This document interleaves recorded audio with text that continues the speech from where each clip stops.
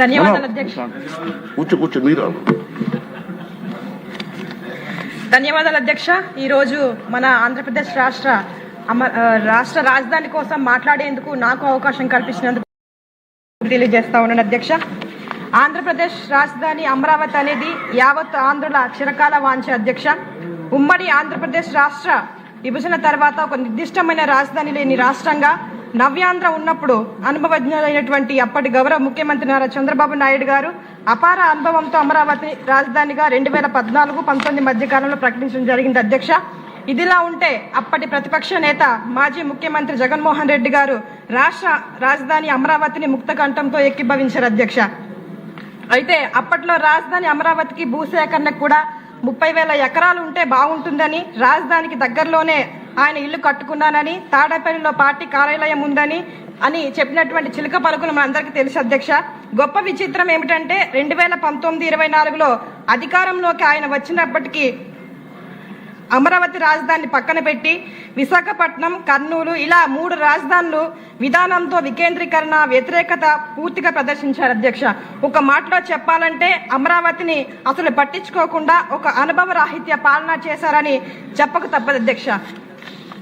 ఇదిలా ఉంటే ఒకానొక సందర్భంలో వైకాపా ప్రభుత్వ హయాంలో వైకాపా సానుభూతి పరులు అమరావతిని శ్మశానమని, వేశ్యల రాజధాని అని, అమరావతికి మంచి చరిత్ర లేదన్నట్లుగా ఆంధ్రుల ఆత్మగౌరవాన్ని కించపరిచారు అధ్యక్ష.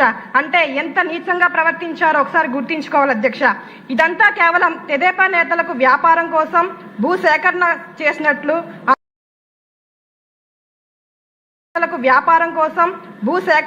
చేసినట్లు అందులోనూ అంతా తెలుగుదేశం వారే ఉన్నట్లుగా వక్రీకరించడం మర్చిపోలేనటువంటి సందర్భం అధ్యక్ష.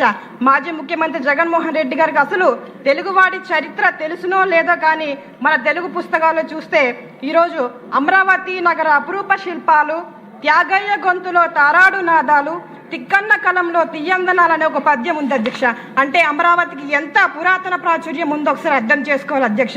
రాష్ట్రాన్ని రావణకాష్టం చేసి అభివృద్ధిని మంటలో కలిపిన రాష్ట్రాన్ని ప్రస్తుత గౌరవ ముఖ్యమంత్రి నారా చంద్రబాబు నాయుడు గారు దూరదృష్టి గల అనుభవం గల ఆయన మరలా అమరావతిని శాశ్వత స్థిరమైన రాజధానిగా కేంద్రం అనుమతి కోసం తీర్మానం చేయడం ఆంధ్రుల చిరకాల వాంఛ తీరినట్లుగా ఉంది అధ్యక్ష. ఇదిలా ఉంటే అప్పటికే మాజీ ముఖ్యమంత్రి జగన్మోహన్ రెడ్డి అండ్ కోబ్యాచ్ తీర్మానాన్ని తీవ్రంగా విమర్శించడం, వెరితనంగా భావించడం మంచిది కాదు అధ్యక్ష.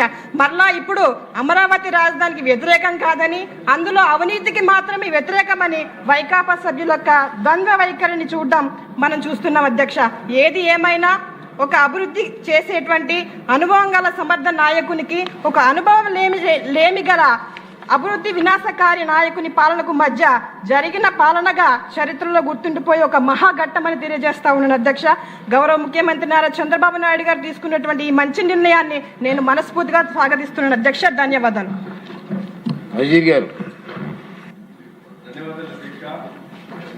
ఆంధ్రప్రదేశ్ రాజధానిగా అమరావతికి చట్టబద్ధత కల్పించేటువంటి తీర్మానాన్ని బలపరిచేటువంటి అంశంపై మాట్లాడే మహత్తరమైనటువంటి అవకాశం ఇచ్చినందుకు మీకు అలాగే గౌరవ ముఖ్యమంత్రి గారికి ప్రత్యేకమైనటువంటి ధన్యవాదాలు తెలుపుతూ, అధ్యక్ష, ఈరోజు నేను మాట్లాడబోయేటువంటి అంశం కేవలం ఒక నగరానికి గురించి కాదు, కోట్ల మంది నాలాంటి యువకుల భవిష్యత్తు కోసం ఆనాడు తన భుజస్కంధాల మీద ఈ రాష్ట్రాన్ని అమరావతి నిర్మించాలనేటువంటి ఒక సంకల్పంతో ఒక నాయకుడు చేసినటువంటి ప్రయత్నంలో దాదాపు 28,000 మంది రైతులు తమ ప్రాణం కన్నా ఎక్కువగా భావించేటువంటి పొలాలు ఏదైతే